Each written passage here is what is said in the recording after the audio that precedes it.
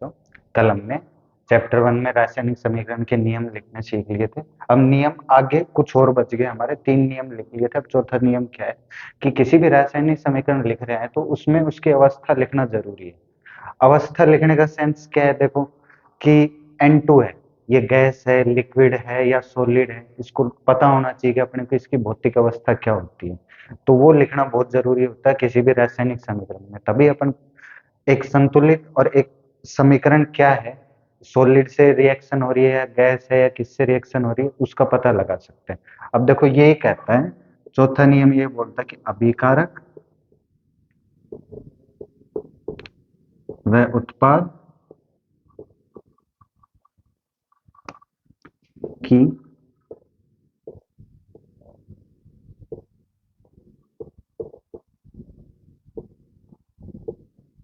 भौतिक अवस्था को दर्शाना।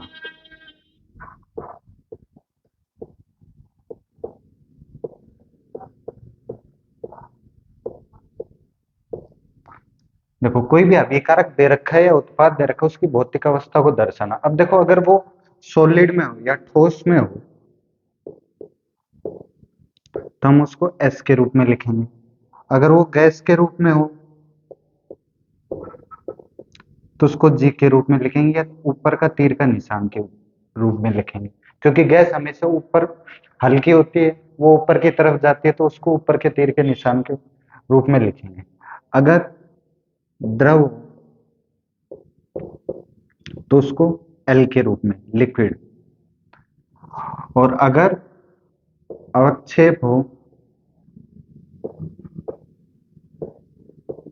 तो उसको नीचे तीर के निशान से बताएंगे। अवक्षेप क्या होता है? अवक्षेप अपने लिए नया टर्म है, ये तो अपन ने देखे हुए होंगे कि ठोस, गैस और द्रव को कैसे लिखते हैं। अवक्षेप ये होता है कोई भी रासायनिक अभिक्रिया हो रही है, उस रासायनिक अभिक्रिया के अंदर जरूरी तो नहीं है कि सारे पार्टिकल ही भाग ले। अगर कोई पार्टिकल भाग नहीं ले रहा है, वो कोई भी बीकर है या कोई भी परख नली है, उसके अंदर अगर नीचे बैठने वाला जो भी पदार्थ है, उसको अपन ऐसे बोल सकते हैं कि वो अवक्षेप है। वो किसी भी रासायनिक अभिक्रिया में भाग नहीं ले रहा है, उसको अवक्षेप के रूप में अपन देख सकते हैं। अब देखो एक टर्म और होती है जलीय विलयन।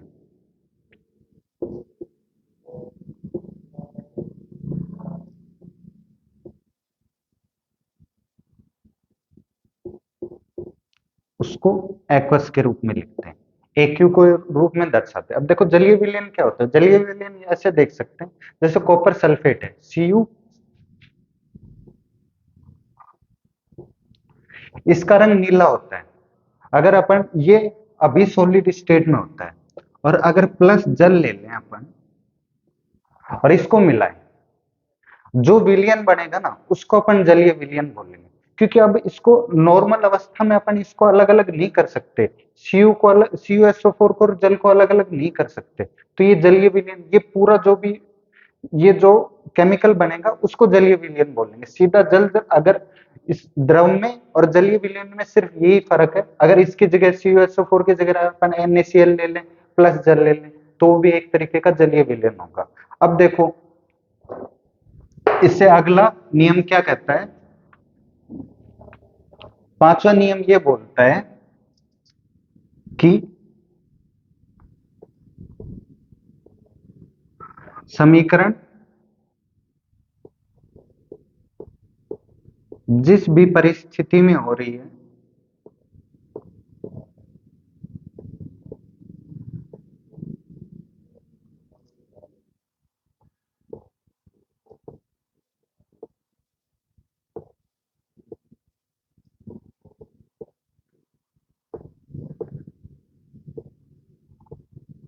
उसको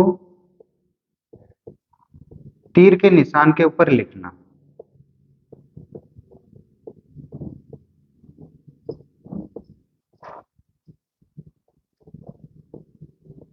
ऊपर या नीचे किसी भी तरफ लिख सकते हैं, ऊपर या नीचे लिखना। अब ये पांचों नियम को देखने के लिए अपन ये देख सकते हैं, अपन लेते हैं CaCO3, ये कैल्शियम कार्बोनेट है, इसको संगमरमर का फॉर्मूला भी बोलते हैं। अगर अपन इसको गर्म करेंगे तभी ये टूटेगा। कभी अपन ने संगमरमर को टूटते हुए देखा है? नॉर्मल टेम्परेचर पे नहीं टूटता। तो अपन इसको एक विशेष टेम्परेचर पे अगर गर्म करेंगे, अगर इसको अपन ताप देंगे, तब ये कैल्शियम ऑक्साइड और CO2 में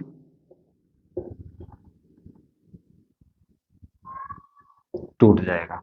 तो ये यही कहता है कि जिस परिस्थिति में हो रही है, अपने को ये समीकरण ये रिएक्शन करने के लिए क्या जरूरत पड़ी, अगर टेम्परेचर अपन नहीं देंगे तो ये रिएक्शन होगी ही नहीं, ये समीकरण होगी ही नहीं, ये आगे बढ़ेगा ही नहीं, ये कभी टूटेगा ही नहीं। ऐसे ही अगर किसी भी समीकरण है उसको प्रेशर देना पड़े, अपन ने बेकिंग सोडा भी देखा होगा, बेकिंग सोडा का इस्तेमाल सब करते हैं। अगर अपन उसका सूत्र लिखते हैं तो क्या होता है, Na2HCO3। उसको ये भी बोल सकते हैं सोडियम बाइकार्बोनेट। अगर इसको गर्म करते हैं तो ये Na2CO3 प्लस H2 के रूप में प्लस CO2 गैस के रूप में ये टूट जाएगा। तो यही बोल सकते हैं कि किसी भी कोई भी समीकरण दे रखी हो, उस समीकरण में क्या परिस्थिति है, किस वजह से ये रिएक्शन हुई है, वो लिखना बहुत जरूरी है।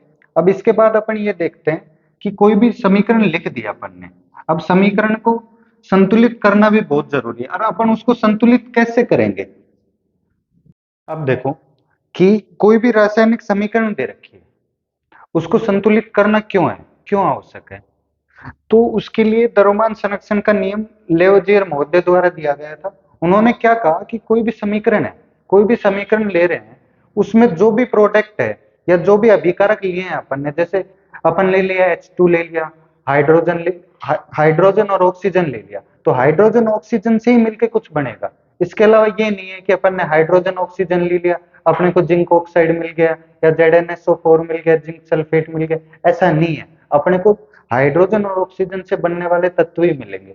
तो ये यही कहता है कि जो अपन अभिकारक लेंगे वही उत्पाद में बनेंगे, और जितना उत्पाद बने, जितना अपन ने अभिकारक लिया है उतना ही उत्पाद बनेगा। ऐसा तो नहीं है कि अपन 1 किलो सब्जी, 1 किलो आलू ले रहे हैं, उसकी सब्जी बना रहे हैं तो अपने पास 10 किलो सब्जी बन गई, ऐसा तो नहीं है ना। तो इसलिए अपन ये देखते हैं कि अपन जितनी मात्रा में H2 ले रहे हैं या जितनी मात्रा में अपन O2 ले रहे हैं, इतनी मात्रा में अपने पास जल प्राप्त होगा। तो अपन इसको ऐसे देख सकते हैं कि H2 प्लस O2 H2O। अब ये देखो, दो हाइड्रोजन है और यहां दो ऑक्सीजन कर देंगे तो दो दो अणु मिलके, तो और यहाँ दो हो जाएगा, दो हाइड्रोजन के अणु और एक ऑक्सीजन का अणु मिलके दो जल के अणु बनाएंगे। ये इसलिए पता चला कि दो हाइड्रोजन के अणु है, जो अभिकारक में अपन ने लिया है वही उत्पाद में अपने को मिलेगा। ऐसा नहीं है कि अभिकारक में अपन ने यहाँ पे H2 ले लिया, वहां पे Zn मिल गया या कॉपर मिल गया, सोडियम मिल गया, Na मिल गया, ऐसा नहीं है। तो ये द्रव्यमान संरक्षण का नियम यही कहता है कि जो भी अपन अभिकारक लेंगे उत्पाद में वो ही प्राप्त होगा या उसी का प्रोडक्ट प्राप्त होगा। देखो, रासायनिक समीकरण को संतुलित करने से पहले अपन इस तरीके का क्वेश्चन आता है अपने बोर्ड में, 2 नंबर का भी आ सकता है, 5 नंबर का भी आ सकता है। इस तरीके के क्वेश्चन आते हैं कि इस समीकरण से हमें क्या सूचना प्राप्त हो रही है। देखो ये क्या दे रखा है, 2H2 के अणु और एक ऑक्सीजन का अणु और 2H2O के लिक्विड में मिल गया, 2H2O मिल गया, जल का अणु मिल गया। तो अपने को इसको क्या सूचना मिल गई, अपन ऐसे लिख सकते हैं कि दो हाइड्रोजन के अणु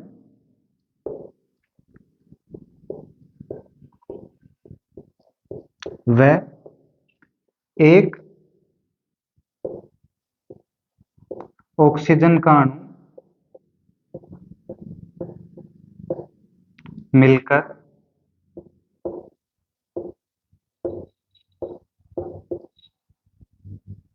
दो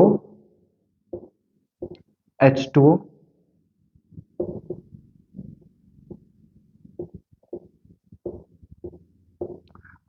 एक तो ऐसे लिख सकते कि दो हाइड्रोजन के अणु हैं, वो एक ऑक्सीजन का अणु मिलकर 2H2O बना रहे हैं, ये भी लिख सकते हैं। और ये भी लिख सकते हैं अपन, इसमें दूसरी इंफॉर्मेशन ये लिख सकते हैं कि हाइड्रोजन और ऑक्सीजन आपस में क्रिया करके H2O बना रहे हैं, जल बना रहे हैं। तो अपन ये भी लिख सकते हैं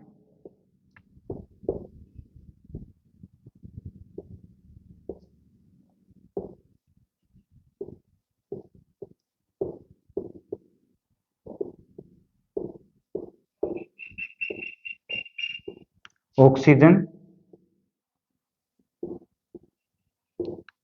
क्रिया करके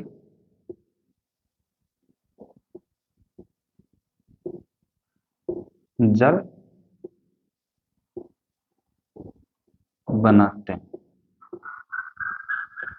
तो ये 2 नंबर के क्वेश्चन में आ सकता है कि कोई भी अपने को समीकरण दे रखी हो, उसको अपन थ्योरेटिकल रूप में अपन ऐसे लिख सकते हैं कि ये जो भी समीकरण दे रखी है उसको कैसे लिखना है, तो अपन इसको ऐसे लिख सकते हैं। अब इसके बाद किसी भी समीकरण को अपन संतुलित करना सीखेंगे कि कैसे संतुलित कर सकते हैं।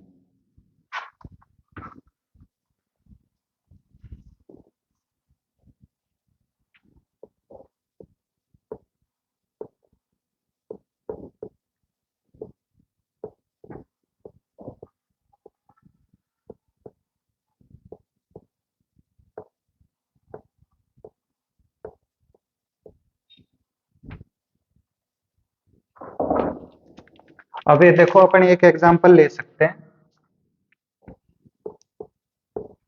Fe प्लस H2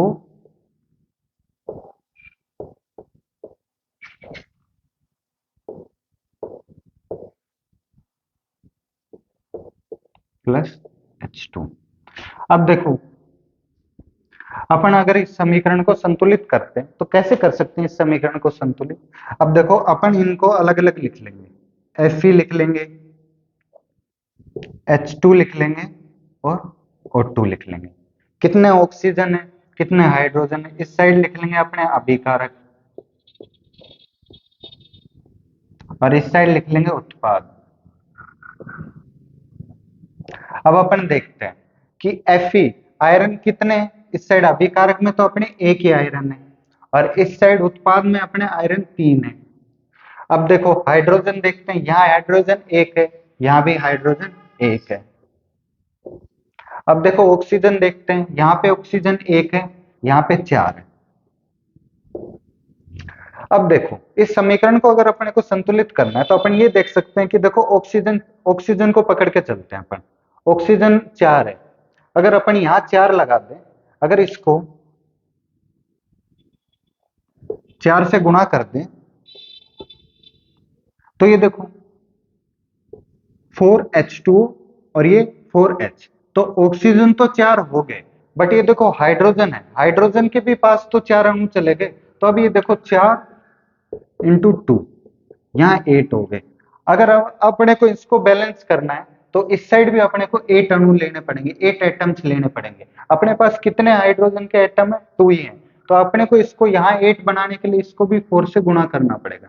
यहाँ 4 कर दिया, अब देखो यहाँ 4 हो गए, यहाँ 4 हो गए। अब ये देखो अपन ये भी अपने हो गया, यहाँ 4 से गुणा कर दिया और यहाँ 4 से गुणा हो गया। अब देखो अपने पास फेरस है, आयरन है, अपने उत्पाद में 3 बन रहे हैं और अपने अभिकारक में 1 लिया। ऐसा तो हो नहीं सकता कि अपन 1 लें और बन गए 3, तो अपने को 3 ही लेने पड़ेंगे, तो यहाँ अपन 3 लिख सकते हैं। अब ये देखो ये जो भी समीकरण है वो संतुलित हो गई है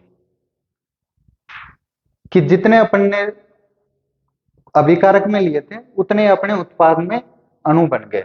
तो ऐसे अपन किसी भी समीकरण को संतुलित कर सकते हैं। तो किसी भी समीकरण को संतुलित करने से पहले अपन ये देख सकते हैं कि ऑक्सीजन अगर दे रखा हो, किसी भी समीकरण में ऐसे दे रखा हो ऑक्सीजन और हाइड्रोजन मिलके जल का अणु बनाता है, तो अपन उसमें O2 ही लिखेंगे, H2 लिखेंगे। ऐसे नहीं है कि अपन उसको O प्लस H और ये बना दें H2, ये ऐसे समीकरण नहीं बनेगी। अब ये देखो ये O2 क्यों लिखा, O2 इसलिए लिखा इसको क्योंकि ये ऑक्सीजन अगर अकेला रहता है तो ये स्टेबिलिटी नहीं आती इसमें, ये स्थायित्व तो नहीं आता है। अगर ये स्थायित्व के लिए अपने O से बॉन्ड बना लेता है और इस वजह से ये O2 लिखा जाता है। स्थायित्व के कारण ही ये ऑक्सीजन के रूप में O2 के रूप के अणु के रूप में अपने को इन्वायरमेंट में मिलता है, H2 के रूप में मिलता है, एंड ये नाइट्रोजन N2 के रूप में मिलता है और क्लोरीन Cl2 के रूप में बोलता है। क्योंकि कोई भी समीकरण है वो अपने को ये बोलती है कि आप उसकी भौतिक अवस्था लिखो कि वो किस भौतिक अवस्था में, तो हाइड्रोजन हमेशा H2 के रूप में ही मिलेगा, अणु के रूप में। ऑक्सीजन है वो ऑक्सीजन के रूप में ही मिलेगा, O2 के रूप में मिलेगा। नाइट्रोजन है वो N2 के रूप में मिलेगा, कि वो कभी भी O के रूप में या N के रूप में या Cl के रूप में नहीं मिलेगा। वो अकेला कभी भी नहीं मिलेगा, वो O बॉन्ड मिलेगा या HH बॉन्ड बना के मिलेगा। ऐसे ही जैसे सिल्वर है, सिल्वर है वो सिल्वर को Ag के रूप में ही लिखेंगे। इसको क्यों लिखेंगे? क्योंकि अगर इसके इलेक्ट्रॉन देखते हैं, इलेक्ट्रॉन बहुत ज्यादा है, वो नाभिक से बहुत ज्यादा दूर हो जाते हैं। अगर इसमें एक इलेक्ट्रॉन बाहर भी हो जाता है, डी कक्षक में भी हो जाता है, तो वो अट्रैक्ट नहीं कर पाता, वो अकेला इलेक्ट्रॉन कुछ नहीं कर पाता है। इस वजह से ये Ag सिंगल रहेगा, Na भी सिंगल रहेगा। ये Na बॉन्ड बहुत दुर्बल बनेगा, वो नॉर्मल टेम्परेचर पे भी टूट जाएगा। अगर मैग्नीशियम मैग्नीशियम का भी अगर बॉन्ड बनाते हैं, वो तो नॉर्मल टेम्परेचर पर टूटा हुआ मिलेगा। ऐसे एल्यूमिनियम, ये जेड, आर्गन, ये तो किसी से भी रिएक्शन भी नहीं करेगा, क्योंकि इसका स्टक पूरा है, इसके इलेक्ट्रॉनों की संख्या पहले से पूर्ण है, इसमें 18 इलेक्ट्रॉन आएंगे। अब देखो, आगे अपन किसी भी समीकरण को संतुलित करते हैं। एक समीकरण और लेते हैं, उसको संतुलित करना सीखते हैं। कैसे करेंगे? अब ये देखो, एक समीकरण दे रखी है, उसको संतुलित करना है अपने को। इसको संतुलित करने के लिए अपन इसको अभिकारक और उत्पाद के रूप में देख लेते हैं। एल्यूमिनियम, हाइड्रोजन और क्लोरीन। अब ये देखो, अभिकारक में कितने हैं, उत्पाद में कितने हैं? एल्यूमिनियम एक है अभिकारक में, और उत्पाद में भी एक है।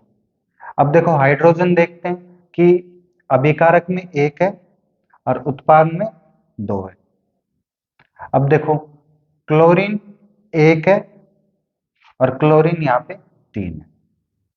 अब देखो, कौन सा बैलेंस? अब सबसे पहले अपन अगर क्लोरीन को बैलेंस करें, क्लोरीन को अगर बैलेंस करके देखते हैं, तो यहाँ पे देखो तीन क्लोरीन है, और यहाँ पे अगर तीन करेंगे, अगर इसमें तीन क्लोरीन लेके आएंगे, अभिकारक में तीन क्लोरीन लेके आएंगे, तो यहाँ तीन से गुणा करेंगे अपन। तीन से गुणा कर दिया। अब ये देखो, तीन से गुणा करने के बाद अपन यहाँ लिख लेते हैं तीन। अब ये देखो, तीन हाइड्रोजन हो गए, तीन क्लोरीन हो गए, तो अपने पास यहाँ पे अपन देख लेंगे, यहाँ पे भी तीन से गुणा हो गया। अब देखो, यहाँ पे तीन हाइड्रोजन है और यहाँ पे दो, दो उत्पाद में दो हाइड्रोजन। अपन इसको बैलेंस करने के लिए ऐसे कर सकते हैं कि यहाँ पे दो हाइड्रोजन है, यहाँ पे दो है और यहाँ पे तीन है। तो अगर अपने इसको इक्वल कर लें, अगर इसको तीन से मल्टीप्लाई कर दें और अगर इसको टू से मल्टीप्लाई कर दें, तो यहाँ सिक्स हो जाएगा और वहां थ्री हाइड्रोजन हो जाएगा। अगर इसको टू से मल्टीप्लाई कर दें और अगर इसको थ्री से मल्टीप्लाई कर दें, तो ये देखो सेम सेम हो गया, यहाँ सिक्स आ गए, यहाँ सिक्स आ गए। अब ये देखो, ये सिक्स हो गया, ये सिक्स हो गया।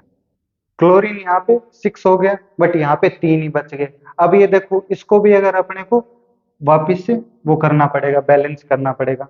अब तो यहाँ पे इसको टू से मल्टीप्लाई कर देंगे। अब ये देखो, क्लोरीन भी सिक्स हो गए। अब देखो, एल्यूमिनियम टू रह गए। तो अब एल्यूमिनियम को देखते हैं, यहाँ पे एक है, यहाँ पे दो है, तो इस एल्यूमिनियम के भी आगे टू कर लेते हैं। तो ये देखो, बैलेंस हो गई। अब देखो, ये समीकरण दे रखी है, H2 गैस और O2 गैस मिलके H2O बनाते हैं। अब इसको समीकरण को संतुलित करते हैं। अब देखो, जो ये समीकरण दी हुई होती है, इसको कंकाली समीकरण कहते हैं। तो अब इसको संतुलित करेंगे। इसको संतुलित अपन एक तरीके से और कर सकते हैं, स्टेप बाय स्टेप करके देखते हैं। पहले तो अपन इसके अलग अलग लिख लेते हैं। अपन हाइड्रोजन पकड़ते हैं अभिकारक में और उत्पाद में।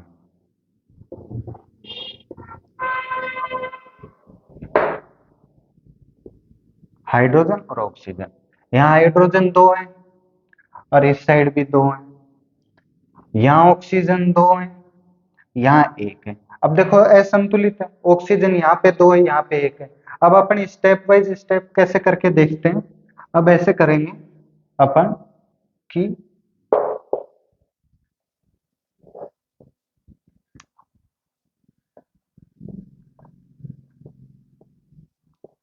H2O को टू से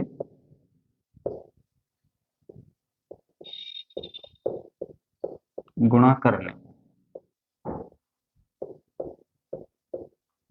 अपने पहले स्टेप ये लिख सकते हैं। अब देखो H2 को अपन 2 से गुणा करेंगे, H2 गैस प्लस O2, और यहाँ हो गया 2H2O, और यहाँ लिक्विड होगा, गैस नहीं होगा, सॉरी।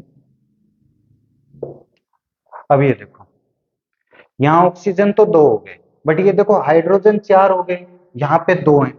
अब देखो दूसरे स्टेप में अपन ये ऐसे कर सकते हैं कि हाइड्रोजन अपने को 4 करने हैं तो इसको 2 से मल्टीप्लाई कर सकते हैं। तो दूसरा स्टेप ऐसे कर सकते हैं अपन कि H2 को 2 से गुणा करने पर अपन ऊपर लिख लेते हैं, H2 को अगर 2 से गुणा करते हैं, साइड में लिख लेते हैं 2H2O, H2 plus O2, 2H2O, ये लिक्विड और ये गैस, ये गैस।